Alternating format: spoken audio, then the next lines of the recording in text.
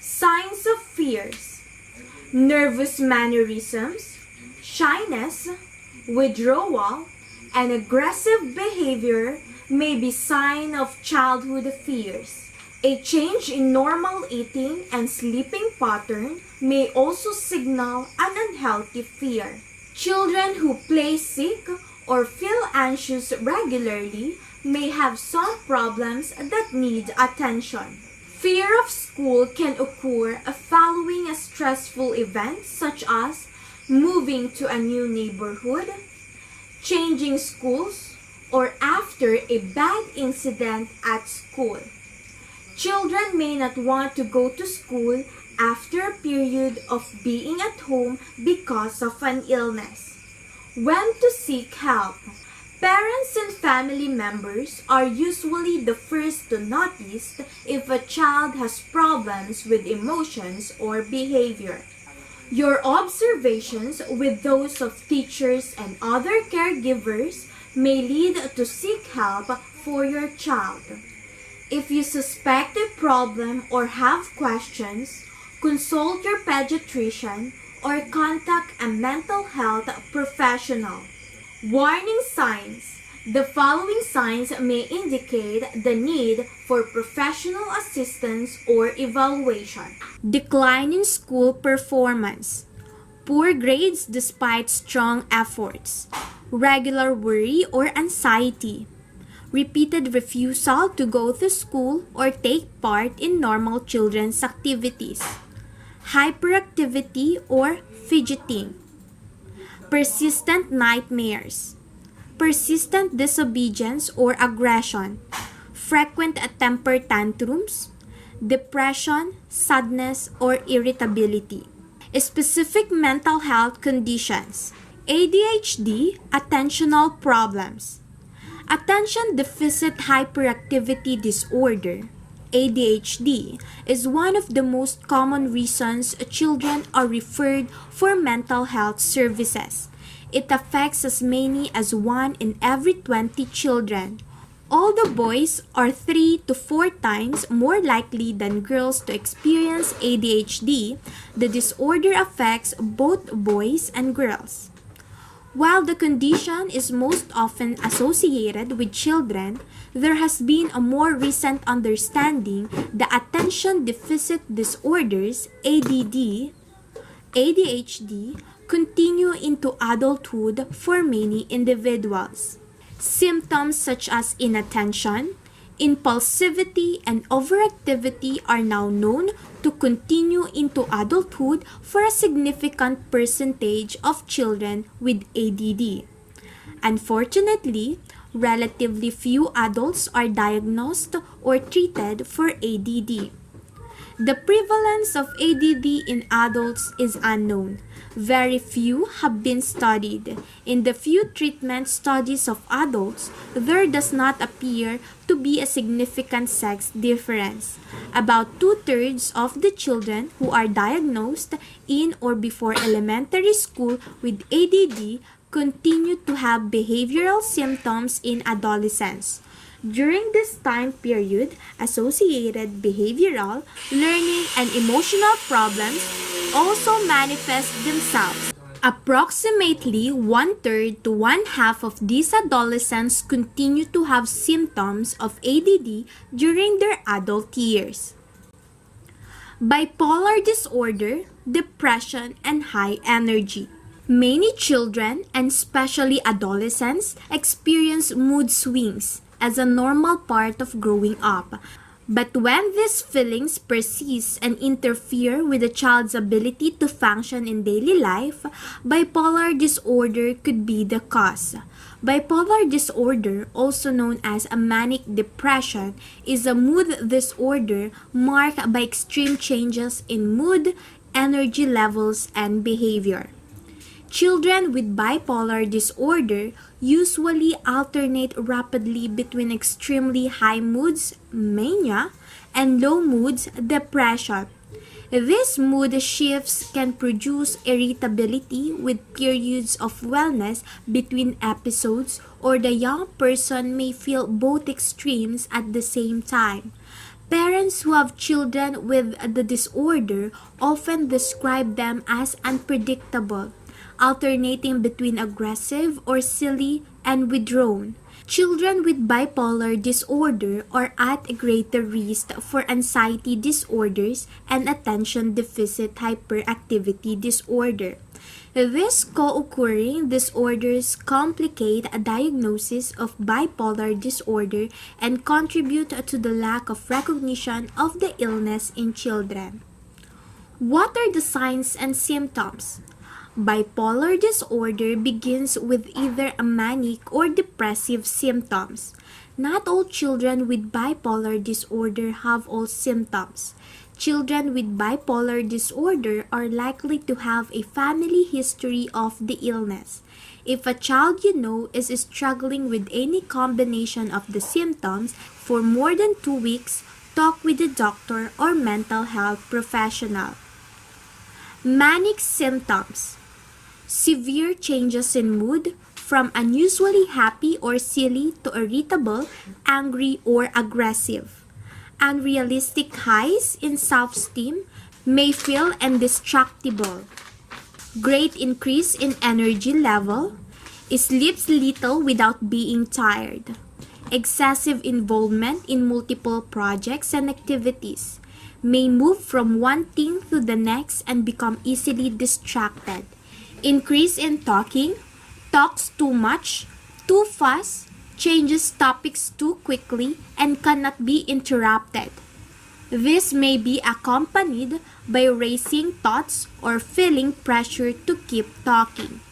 Risk-taking behaviors such as abusing drugs and alcohol, attempting daredevil stunts, or being sexually active or having unprotected sex.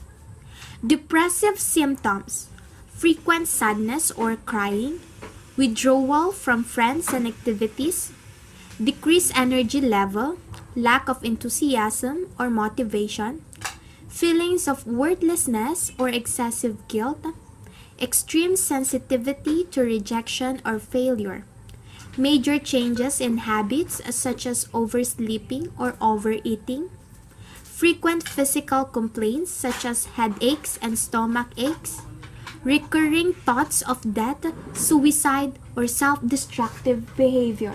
What should parents and caregivers do? Bipolar disorder is treatable. Early identification, diagnosis, and treatment will help children reach their full potential. Children who exhibit signs of bipolar disorder should be evaluated by a mental health professional who specializes in treating children. The evaluation may include a consultation with a child psychiatrist, psychological testing, and medical tests to rule out an underlying physical condition that might explain the child's symptoms. A comprehensive treatment plan should include psychotherapy and, in most cases, medication. This plan should be developed with the family and, whenever possible, the child. Conduct disorder, behavioral problems. Conduct disorder is a repetitive and persistent pattern of behavior in children and adolescents in which the rights of others or basic social rules are violated. The child or adolescent usually exhibits these behavior patterns in a variety of settings, at home, at school, and in social situations, and they cause a significant impairment in his or her social, academic, and family functioning. Conduct disorder is more common among boys than girls, with studies indicating that the rate among boys in the general population ranges from 6% to 16%, while the rate among girls ranges from 2% to 9%. Conduct disorder can have its onset early, before age 10, or in adolescence. Children who display early onset conduct disorder are at greater risk for persistent difficulties. However, and they are also more likely to have troubled peer relationships and academic problems. Among both boys and girls, a conduct disorder is one of the disorders most frequently diagnosed in mental health settings. Depression, sadness. It's not unusual for young people to experience the blues or feel down in the dumps occasionally. Adolescence is always an unsettling time with the many physical, emotional, psychological, and social changes that accompany this stage of life. Unrealistic academic, social, or family expectations can create a strong sense of rejection and can lead to deep disappointment. When things go wrong at school or at home, teens often overreact. Many young people feel that life is not fair or that things never go their way. They feel stressed out and confused. To make matters worse, teens are bombarded by conflicting messages from parents, friends, and society. Today's teens see more of what life has to offer, both good and bad, on television, at school, in magazines, and on the internet.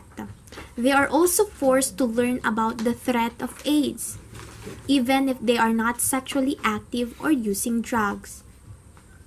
Teens need adult guidance more than ever to understand all the emotional and physical changes they are experiencing.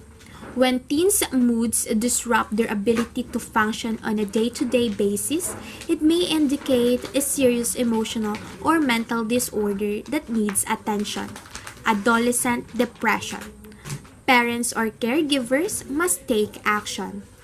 Dealing with adolescent pressures. When teens feel down, there are ways they can cope with these feelings to avoid a serious depression. All of those suggestions help develop a sense of acceptance and belonging that is so important to adolescents. Try to make new friends. Healthy relationships with peers are central to teens' self-esteem and provide an important social outlet. Participate in sports, job, school activities, or hobbies. Staying busy helps teens focus on positive activities rather than negative feelings or behaviors. Join organizations that offer programs for young people. Special programs geared to the needs of adolescents help develop additional interest. Ask a trusted adult for help. When problems are too much to handle alone, teens should not be afraid to ask for help. But sometimes, despite everyone's best efforts, teens become depressed. Many factors can contribute to depression. Studies show that some depressed people have too much or too little of certain brain chemicals. Also, a family history of depression may increase the risk for developing depression.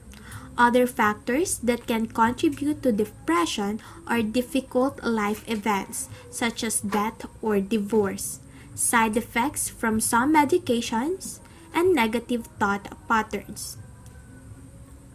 Recognizing adolescent depression. Adolescent depression is increasing at an alarming rate. Recent surveys indicate that as many as 1 in 5 teens suffers from clinical depression. This is a serious problem that calls for prompt, appropriate treatment.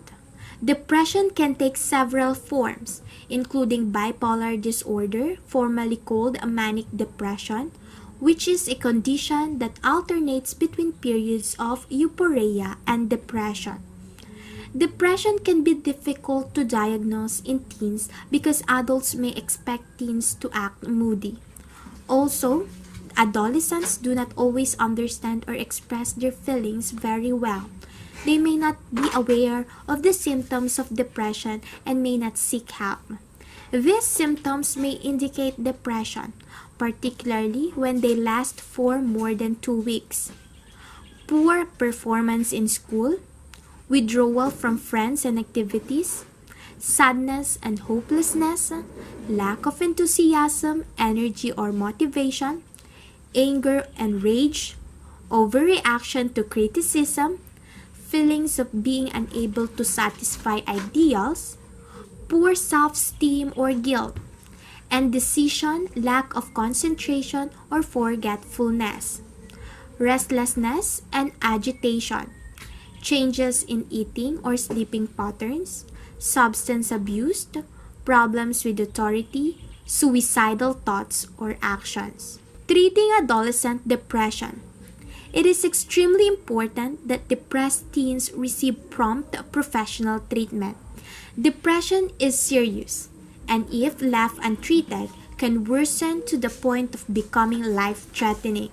If depressed teens refuse treatment, it may be necessary for family members or other concerned adults to seek professional advice. Therapy can help teens understand why they are depressed and learn how to cope with stressful situations. Depending on the situation, treatment may consist of individual, group, or family counseling. Medications that can be prescribed by a psychiatrist may be necessary to help teens feel better. Some of the most common and effective ways to treat depression in adolescents are: psychotherapy provides teens an opportunity to explore events and feelings that are painful or troubling to them. Psychotherapy also teaches them coping skills. Cognitive behavioral therapy helps teens change negative patterns of thinking and behaving. Interpersonal therapy focuses on how to develop healthier relationships at home and at school. Medication relieves some symptoms of depression and is often prescribed along with therapy. When depressed adolescents recognize the need for help, they have taken a major step toward recovery. However, remember that few adolescents seek help on their own. They may need encouragement from their friends and support from concerned adults to seek help and follow treatment recommendations. Facing the danger of teen suicide. Sometimes teens feel so depressed that they consider ending their lives. Each year, almost 5,000 young people, ages 15 to 24, kill themselves. The rate of suicide for this age group has nearly tripled since 1960, making it the third leading cause of death in adolescents and the second leading cause of death among college-age youth. Studies show that suicide attempts among young people may be based on long-standing problems triggered by specific event. Suicidal adolescents may view a temporary situation as a permanent condition. Feelings of anger and resentment combined with exaggerated guilt can lead to impulsive, self-destructive acts. Recognizing the warning signs. 4 out of 5 teens who attempt suicide have given clear warnings. Pay attention to these warning signs. Suicide threats, direct and indirect. Obsession with death. Poems, essays, and drawings that refer to death. Giving away belongings. Dramatic change in personality or appearance. Irrational, bizarre behavior. Overwhelming sense of guilt, shame, or rejection. Change eating or sleeping patterns. Severe drop in school performance.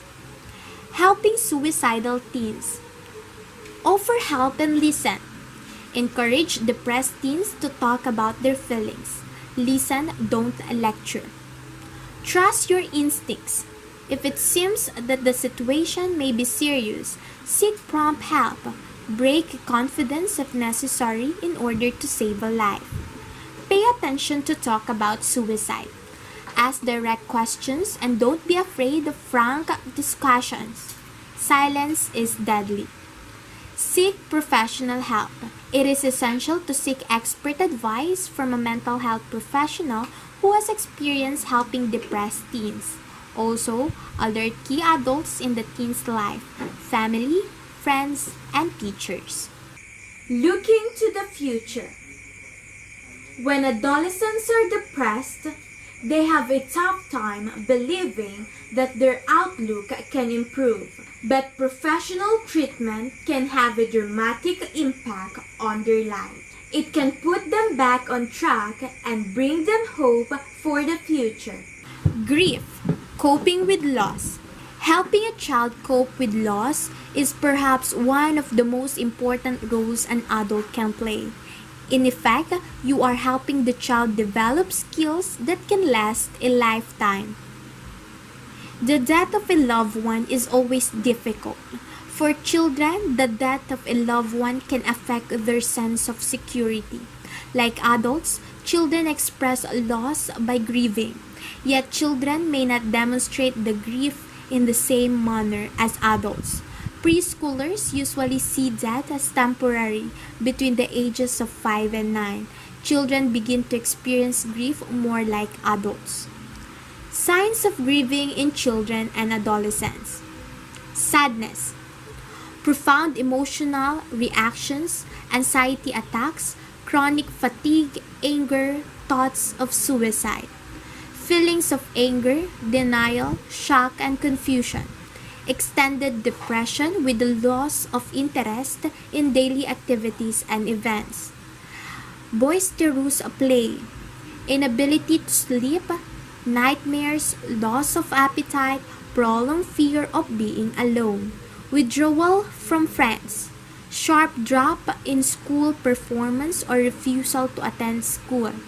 Excessively imitating or asking questions about the deceased, repeated statements of wanting to join the deceased, inventing games about dying, acting much younger for an extended period or reverting to earlier behaviors such as bedwetting, baby talk, thumb sucking, loss of concentration and or irritability, humiliation or guilt over personal failure to prevent loss of life, frequent physical complaints such as stomach aches and headaches.